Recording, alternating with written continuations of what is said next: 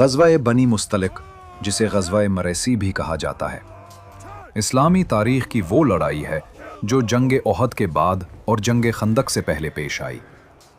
اس جنگ میں مسلمانوں کو قبیلہ بنی مستلق کی 200 عورتیں بطور کنیز حاصل ہوئیں، جن میں حضرت جویریہ بنت الحارث رضی اللہ تعالی عنہا بھی شامل تھیں، جن سے بعد میں رسول اللہ صلی اللہ علیہ وآلہ وسلم نے نکاح فرمایا۔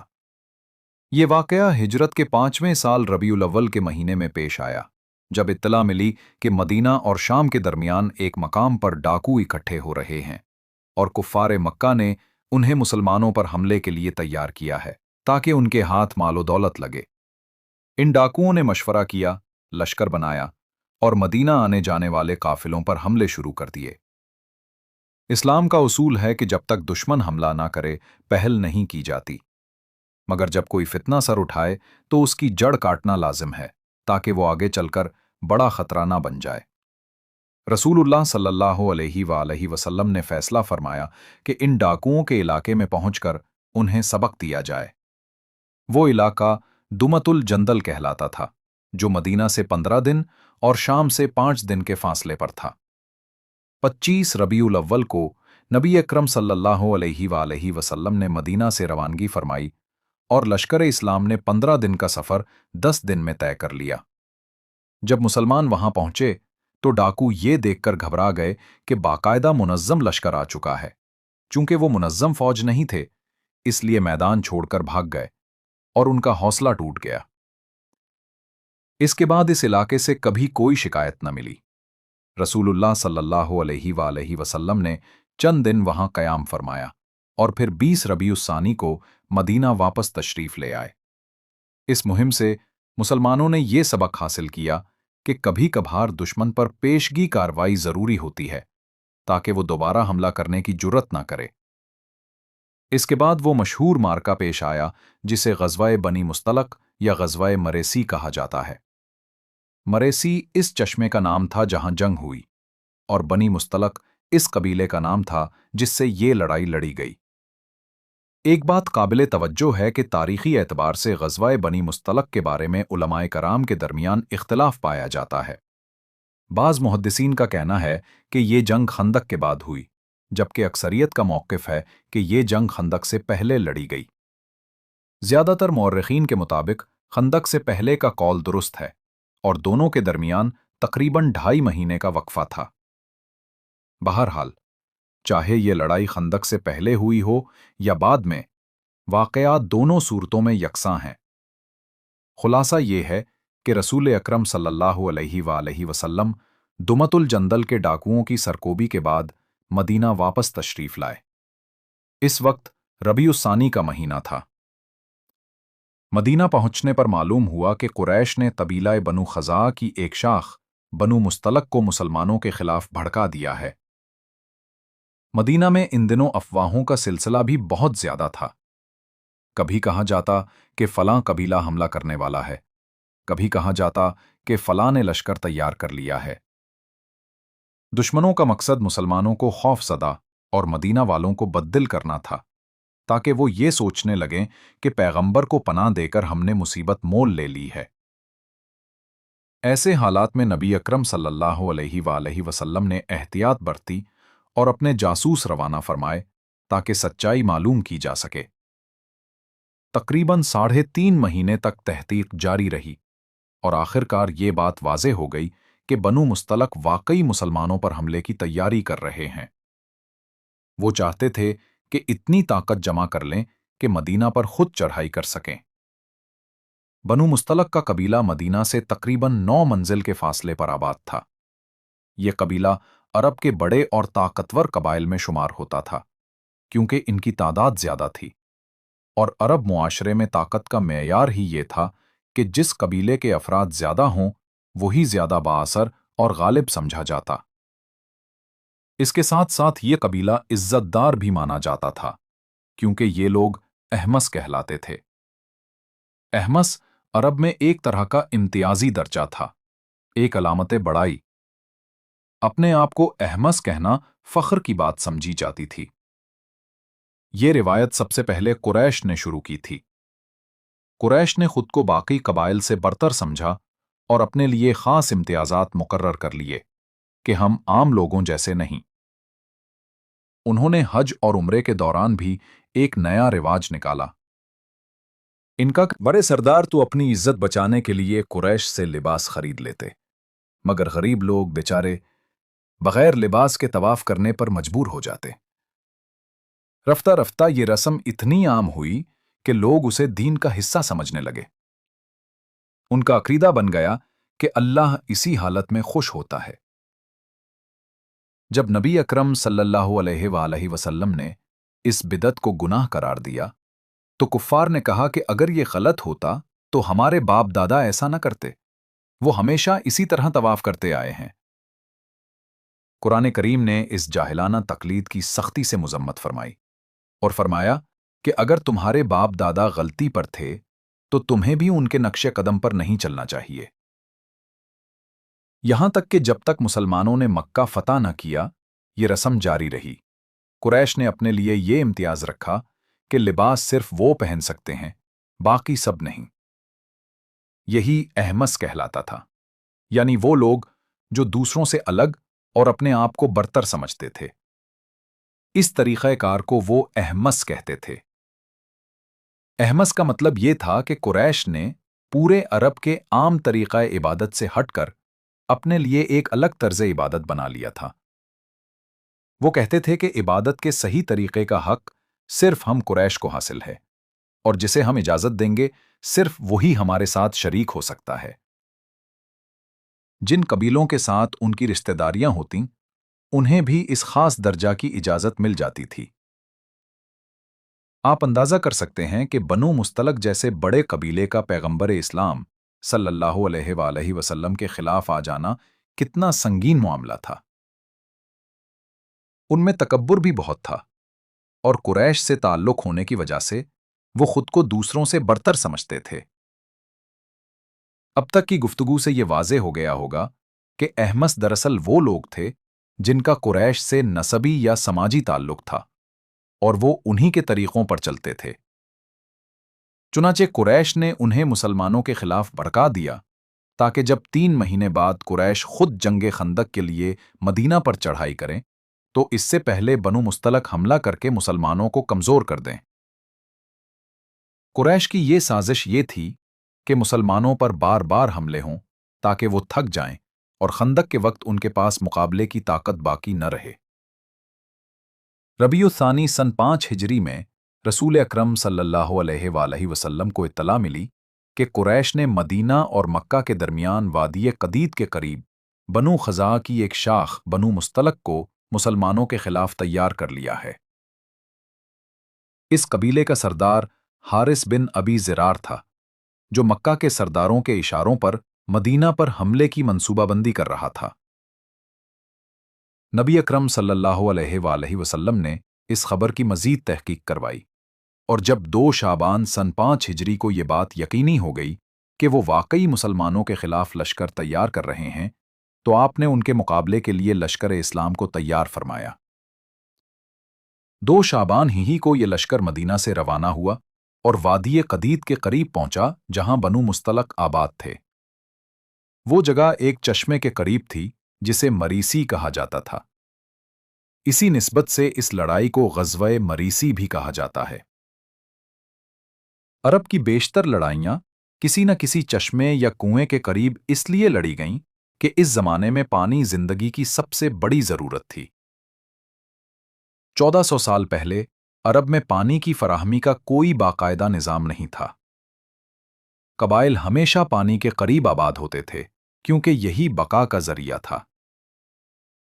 जो कबीला चश्मे या कुएं से दूर होता वो बहुत कमजोर शुमार होता। यही वजह है कि ज्यादातर ग़ज़वात के नाम उन चश्मों या वादियों से मंसूब हैं जिनके करीब वो लड़ाइयां हुईं। जब नबी अकरम सल्लल्लाहु अलैहि वसल्लम का लश्कर बनु मुस्तलक के इलाके में पहुंचा तो कबीले के सरदार हारिस बिन अबी इन 200 औरतों में सरदार कबीला हारिस बिन अबी ज़रार की बेटी बर्रा भी शामिल थी। उसका शौहर मालिक इसी जंग में हज़रत अली रज़ी अल्लाह अन्हो के हाथों मारा गया था। जब ये सब लोग मदीना लौटे تو रसूल अकरम सल्लल्लाहु अलैहि वालैहि वसल्लम ने पहले खम्स निकाला और बकिया माल मुजाहिदीन में तकसीम किया। 200 कनीज़ें भी जंगी हिस्सा के तौर पर बांटी गईं। रिवायत के मुताबिक जनाब साबित बिन कैस रजी अल्लाह अन्हो को जवेरिया का घर मिला, मगर खुद सरदार कबीला जो किसी तरह मदीना पहुंच गया, हज़रत रसूल से मिलकर इल्तिजा लाया कि उसकी बेटी एक मुअज़्ज़ज़ ख़ानदान की शहज़ादी है, उसके साथ कनीज़ों जैसा सलूक न किया जाए और वो उसे अपने घर ले जाना चाहता है। रसूल अकरम सल्लल्लाहु अलैहि वसल्लम ने कहा, तुम अपनी बेटी ले जाओ। मगर जब जवेरिया को बुलाया गया तो उन्होंने इनकार कर दिया और अर्ज़ किया कि वो इस्लाम कबूल कर चुकी हैं और दोबारा कुफ्र में जाना पसंद नहीं करती। उन्होंने बताया कि चंद दिन कब्ल उन्होंने एक ख्वाब देखा था जिसमें उन्हें महसूस हुआ कि मदीना का चांद उनके दामन में आ गया था, और जब मुसलमान लश्कर उनके कबीले तक पहुंचा तो उन्हें ख्वाब की ताबीर समझ आई। जवेरिया ने कहा, वो न तो बाप के साथ जाना चाहती हैं, न काफिरों के पास लौट जाना चाहती हैं, बल्कि चाहती हैं कि पैगंबर अकरम सल्लल्लाहु अलैहि वसल्लम उन्हें अपने अक़्द में ले लें या उन्हें अपनी हिफाजत में रखें। आप सल्लल्लाहु ने हारिस से कहा कि वो अपनी बेटी से बात करें, और अगर वो इस्लाम लाने के बाद बाप के साथ जाना मना करे तो मुसलमान उसकी हिफाजत करेंगे और किसी तरह जबरदस्ती उसे काफिरों के पास नहीं भेजा जा सकता। हारिस ने बहुत कोशिश की कि अपनी बेटी को राजी करे, मगर जब वो किसी सूरत तैयार ना हुई तो वो गुस्से में आकर उन्हें बुरा भला कहता हुआ, बल्कि गालियां देता हुआ मदीना से वापस चला गया। जनाब जवेरिया ने अपने बाप के साथ वापस जाने से साफ इनकार कर दिया। मदीना उनके लिए अजनबी शहर था जहां उनके कबीले का कोई शख्स मौजूद नहीं था, लेकिन उन्होंने पैगंबर इस्लाम से दरखास्त की और आप सल्लल्लाहु अलैहि वसल्लम ने उनकी दरखास्त कबूल कर ली। यूं उनका निकाह पैगंबर इस्लाम से हो गया। उस वक्त तक रसूल अकरम की 6 शादियां हो चुकी थीं। हज़रत खदीजा, हज़रत सौदा, हज़रत आयशा, हज़रत ज़ैनब उम्मिल मसाकीन, हज़रत हफ्सा और हज़रत उम्मे सलमा रज़ी अल्लाह अन्हुन। उसके बाद 7वीं शादी के बारे में तारीख में इख्तिलाफ मिलता है, क्योंकि उसी साल यानी 5 हिजरी में 2 शादियां हुईं, एक अपनी फुप्पीज़ाद बहन हज़रत ज़ैनब बिनते जहश से और दूसरी हज़रत जवेरिया से। बाज़ मुअर्रिखीन के नज़दीक ज़ैनब 7वीं और जवेरिया 8वीं बीवी थीं। जैसे ही शादी की खबर मदीना में फैली तो मदीना के मुसलमानों ने अज़ खुद ये फैसला किया कि चूंकि जवेरिया अब उम्महातुल मोमिनीन में शामिल हो गई हैं, तो उनके कबीले की औरतें जो बतौर कनीज़ हमारे घरों में हैं, अब हमारे लिए माँ के रिश्ता में मोहतरम हैं, इसलिए उनका कनीज़ रहना मुनासिब नहीं। चुनाचे इन तमाम औरतों को आज़ाद कर दिया गया। हज़रत आयशा रज़ी अल्लाह अन्हा फरमाती हैं कि मैंने जवेरिया से ज़्यादा बाबरकत औरत कोई नहीं देखी, जिन्होंने अपने एक फैसले से अपने पूरे कबीले की तकरीबन 200 औरतों को आज़ादी दिला दी। पैगंबर इस्लाम ने जब उनसे निकाह कर लिया तो उनका नाम बर्रा से बदलकर जवेरिया रखा और फरमाया कि ये नाम ज़्यादा मौजू है। बाज़ रिवायतों में ये भी बयान हुआ है कि जब वो कनीज़ बनकर मदीना आईं तो उनकी कुरान अंदाज़ी के ज़रिए तकसीम हुई और वो हज़रत साबित बिन कैस के हिस्से में आईं। अगरचे वो एक आम मुसलमान थे, मगर जवेरिया एक कबीले की शहजादी थीं।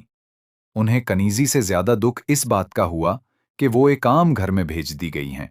उन्होंने हज़रत साबित से कहा कि अगर मैं आज़ादी हासिल करना चाहूं तो तुम कितने पैसों में मुझे आज़ाद करोगे?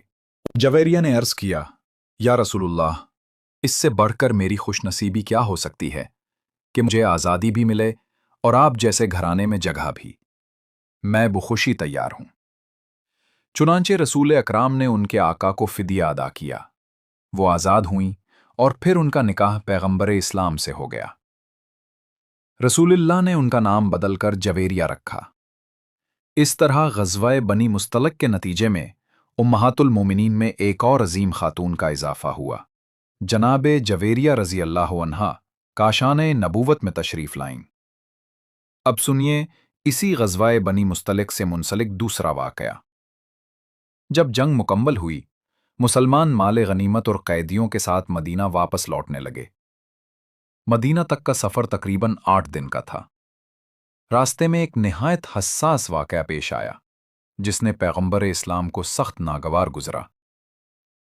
आप सल्लल्लाहु अलैहि वसल्लम ने फरमाया, जो उस वक्त इस बात पर अमल करेगा उसका इस्लाम से कोई ताल्लुक नहीं।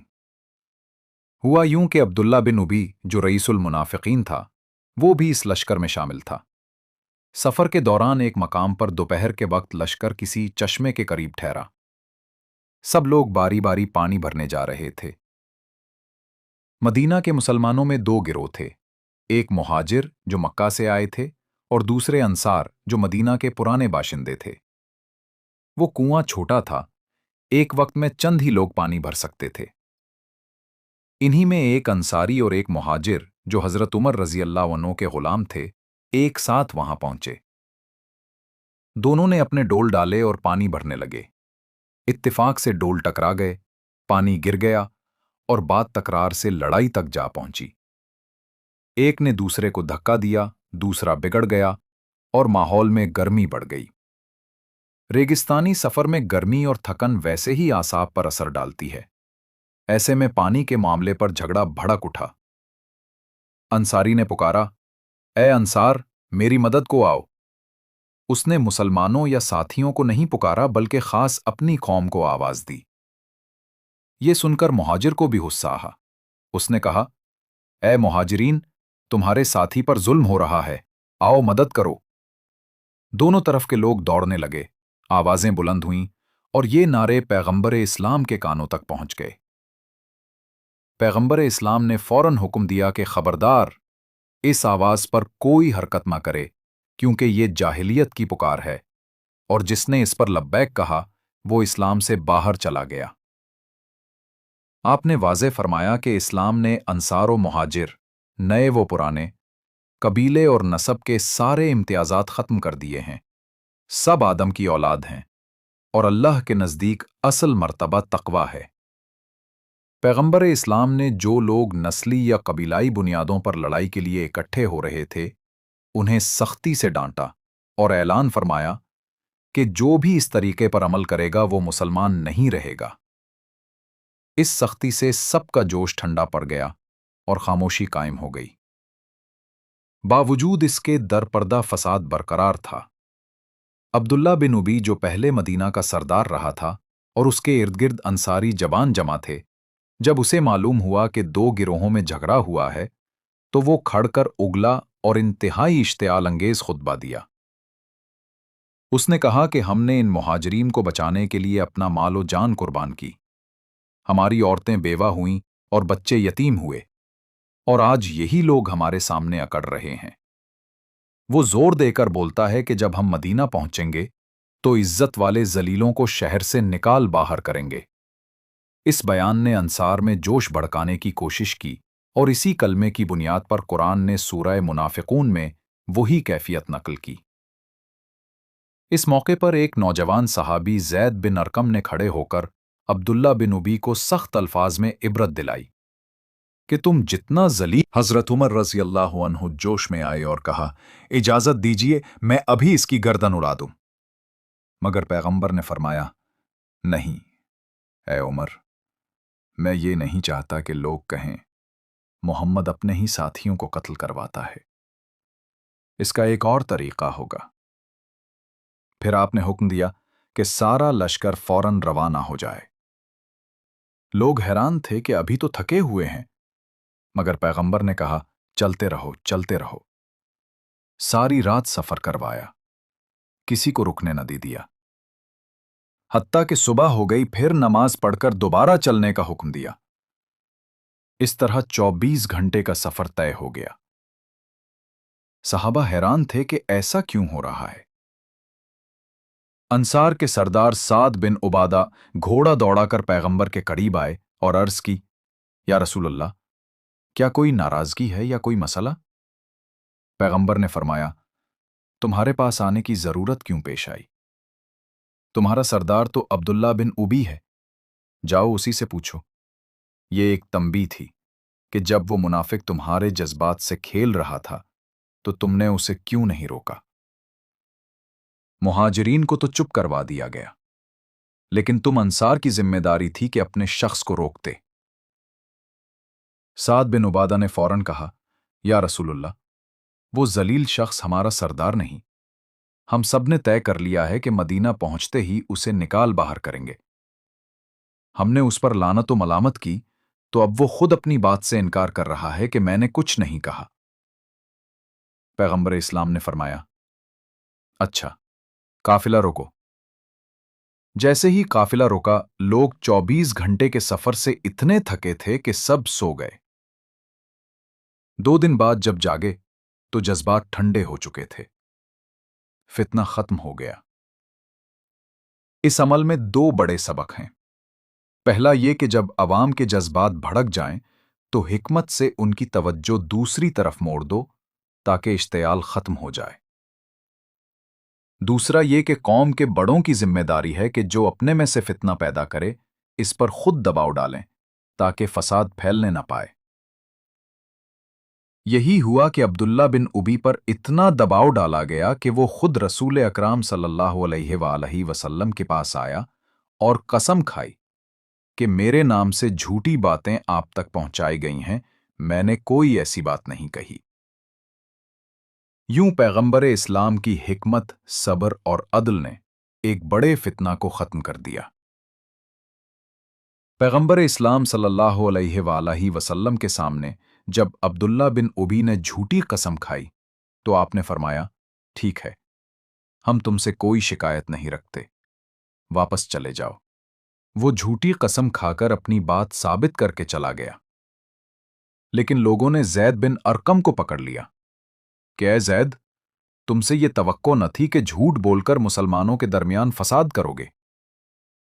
अब्दुल्ला बिन उबी ने तो कसम खाई है कि उसने ऐसी बात ही नहीं कही। अब जैद परेशान हुए और दौड़कर पैगंबर इस्लाम के पास आए।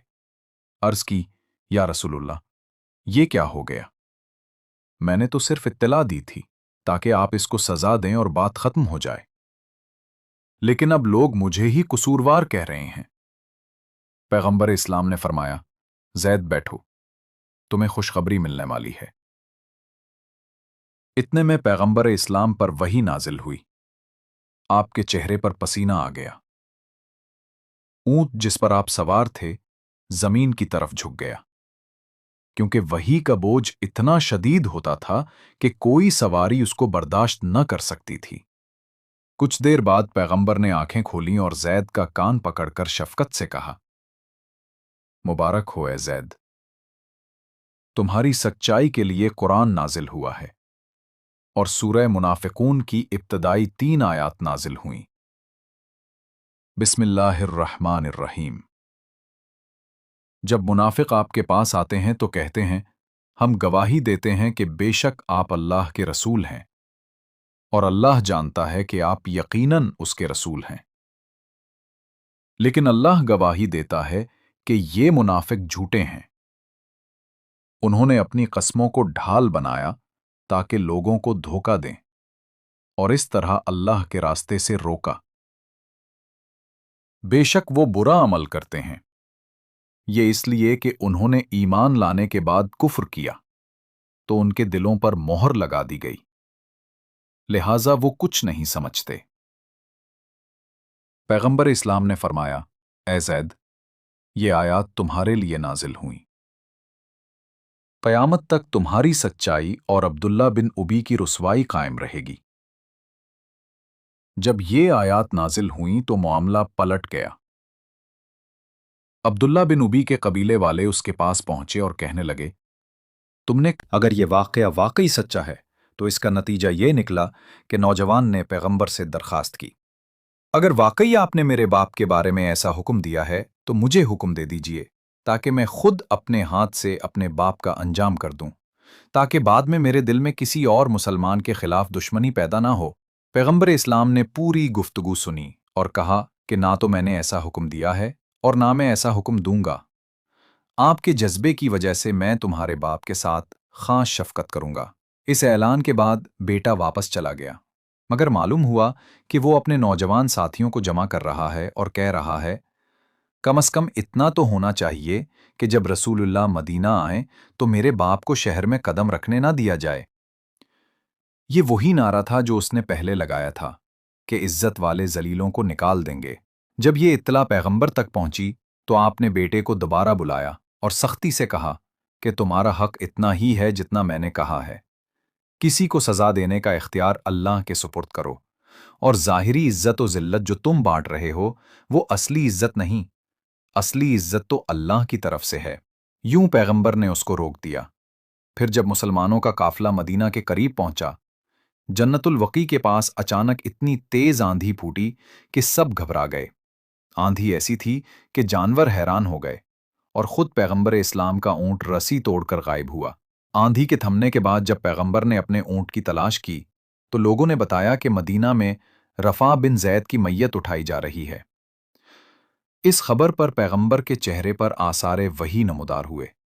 تھوڑی دیر بعد آپ نے آنکھیں کھول کر جمع لوگوں سے کہا کہ میں نے کبھی دعویٰ نہیں کیا کہ میں اللہ کے برابر عالم غیب ہوں۔ جو خبر مجھے ملتی ہے وہ اللہ کی طرف سے آتی ہے۔ اسی لہجے اللہ تعالیٰ نے انہیں وہ مقام بتایا جہاں اونٹ کی ٹوٹی ہوئی رسی شاخوں میں الجھی ہوئی تھی۔